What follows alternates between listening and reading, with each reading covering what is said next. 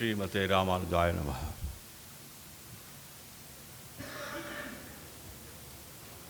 The topic which I would like to cover today, I will take only 10 minutes, is the systemic way of life in Vedic society. Vedic society, I refer to Vedic society, the terminology, by knowledge-based society. Veda means to know, Veda means knowledge. I'm talking about the phase 2. The phase 1, right from the age 6, we were trained in the traditional culture, Vedic culture. Turned out to be a scientist. Up to the age of 50, 55, I've been working in the materialistic science, especially in electrical engineering, communication systems, and computer science. Later, I had an opportunity to teach in different countries, interact with some of the Russian scientists, academicians, Russian Academy of Sciences, some other people like Ethirajan Roosevelt, who is a pioneer in computer science, University of Maryland at College Park.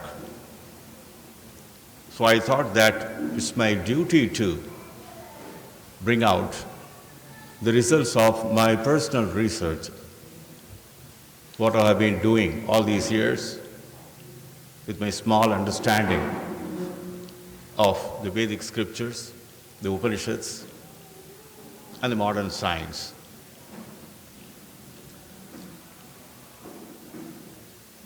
System means it's a collection of components. The relationship between various components, that's what we talk about. A system is always associated with information. The information, when it is coded, it's called signal. The system processes the signal, and there is an output.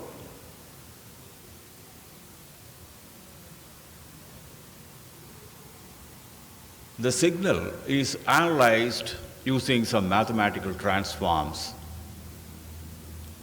We do have the same kind of transforms. I don't want to get into the different slokas which are given in Taittiriya Upanishad,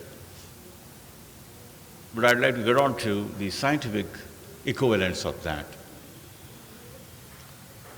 Any signal could be thought of as the weighted sum of orthogonal spaces.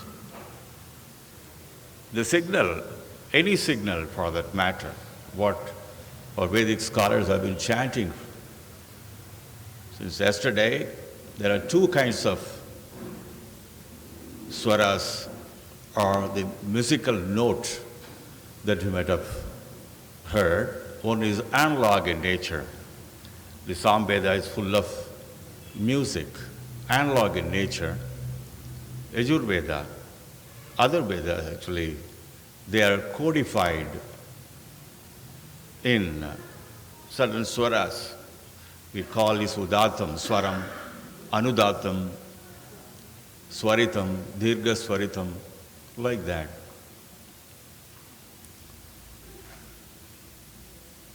The information is coded in these levels, tonal levels. In those days, people didn't want to forget the information that is coded. That's why the swaras have been introduced. There is no documentation, so people have been communicating this information.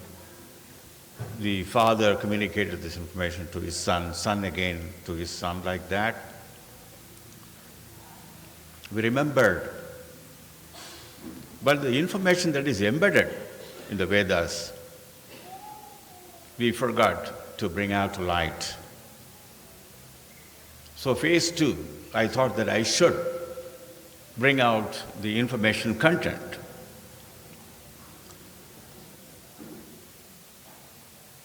The channel capacity associated with these swaras the orthogonal transforms by which you analyze the signals. For example, the Samaveda is nothing but analog signal which could be modeled by means of, say, for example, Fourier transform. The Fourier transform is an integral transform, integral minus infinity to plus infinity. Suppose the signal you call it as x of t, mathematically x of t, function of t, time, say single variable, multiplied by the complex exponential e power minus j omega t dt. That's how we do. And some of you may be engineers or scientists who are working in these transforms. That's how precisely we codified. The analog transform, again, is discretized as a discrete Fourier transform. Instead of integrating with the concept of continuity in mind, we try to sum it up. Discrete levels, we try to sum it up. Summation.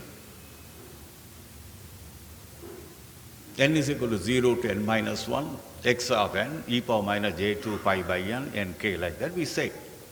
It's called discrete Fourier transform.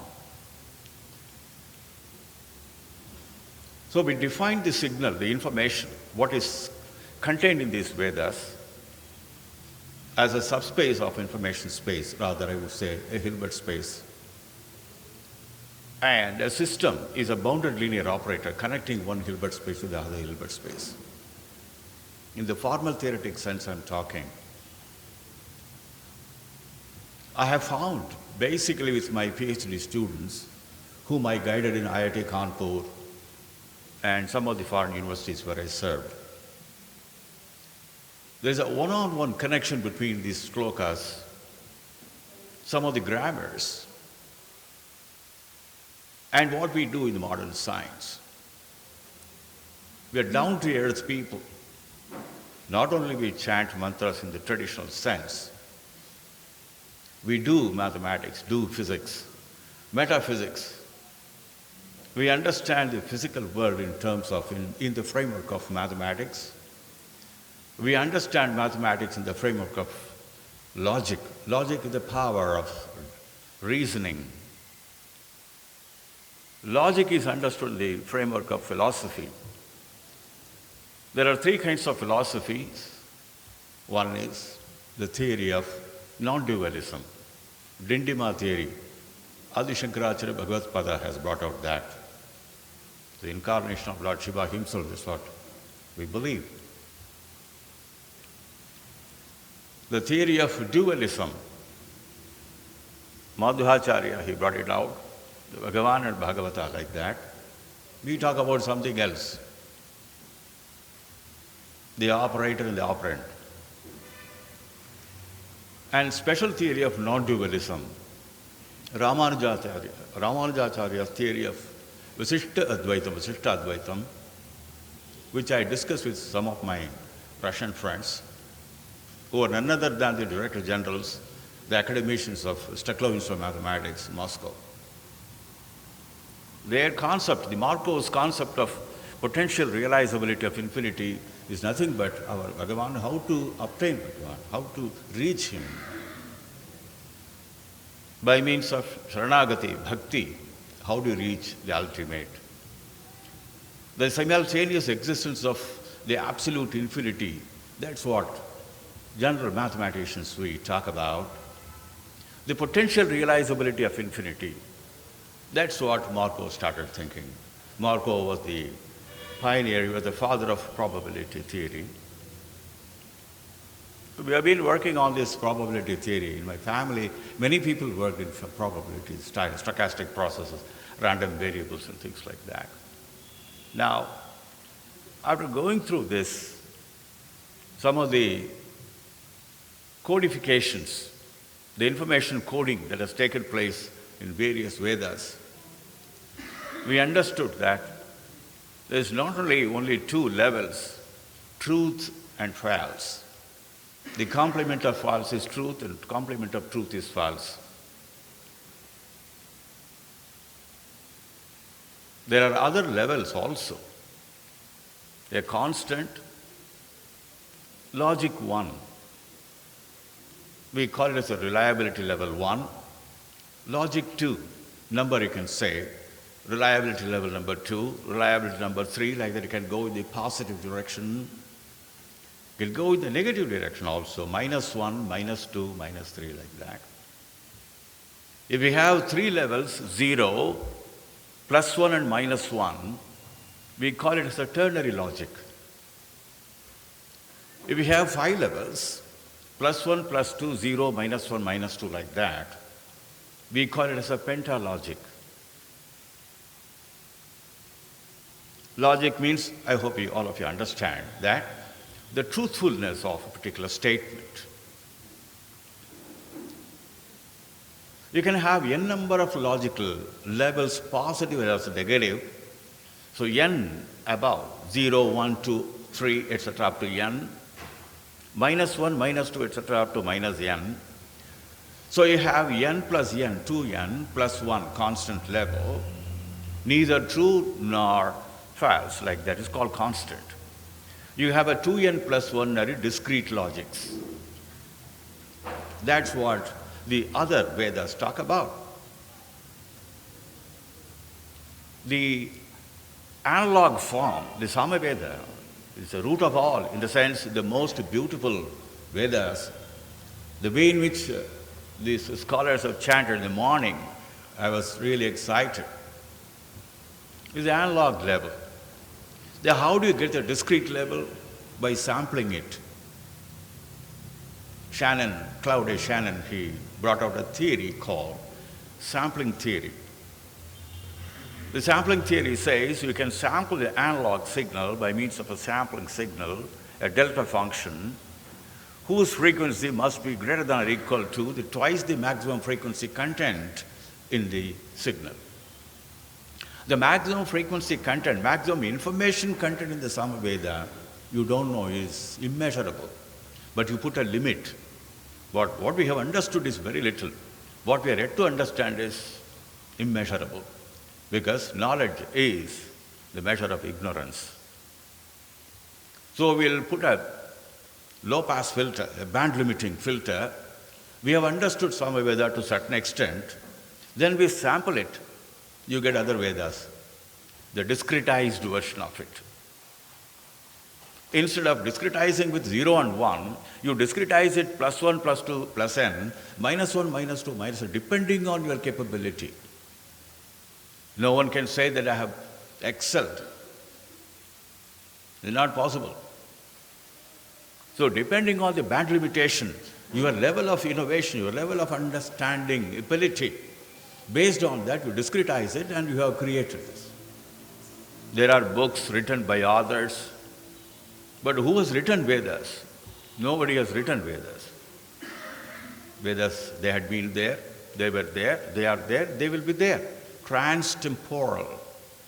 There's no beginning, there's no end. That's precisely the Fourier transform says, -infinity to +infinity. There is no beginning, there is no ending. It is there. That's what very recently, one of the conferences I said, like conservation of law of momentum, conservation of law of energy, conservation of law of knowledge. Knowledge can neither be created nor destroyed. They are there. That is why people say, Jnananandamayam devam nirmala spatikakritim adharam sarva vidyanam hayagrivam upasmahe. So Bhagavan is in the form of knowledge. Veda means knowledge. Everything is trying to understand the other thing. There are 3 kinds of things which I have given, points I want to discuss. Lack of time, I don't want to go into the details, but I'll just enumerate them. Number 1, I talked about this 2n plus 1 discrete logics and algebras, which we have created. The reliability theory, an extension or rather modification of the traditional probability theory, which I listed. I mentioned, outlined it. That's it. I have not gone into that. It takes possibly years together for anyone to understand.